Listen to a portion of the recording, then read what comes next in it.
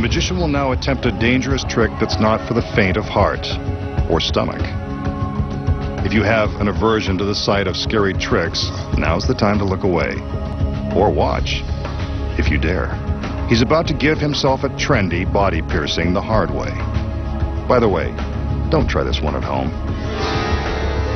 With his sleeve rolled up, the magician takes a long, stainless steel needle and jams it through his forearm.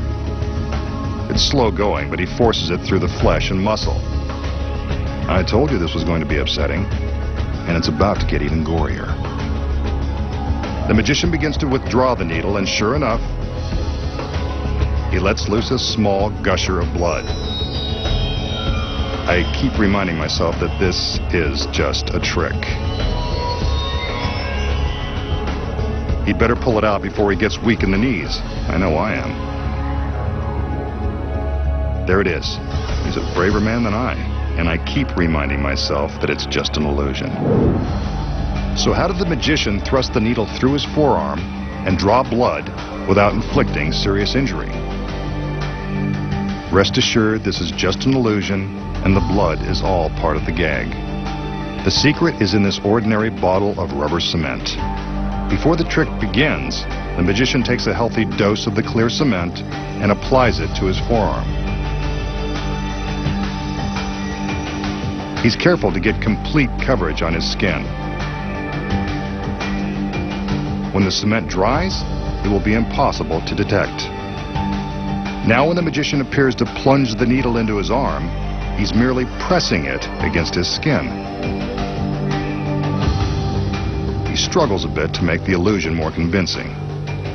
Once the needle appears to be completely inserted into his arm, he pinches his skin around the steel. The rubber cement causes the skin to stick to itself. The effect is pretty gruesome, but not grisly enough for our masked man. He wants us to see blood. That's where a trick needle comes in handy. It's secretly hollow, and the knob on the end is really a rubber bulb that contains fake stage blood. The magician uses the needle like a turkey baster, squeezing it to suck up the fake blood into the rubber bulb, then squirting it out when the time is right for maximum horror. Squeezing the bulb lightly is enough to force the fake blood out of a tiny hole in the hollow steel tube. All he has to do now is withdraw the needle from the glued folds of his skin, and the ghastly illusion is complete.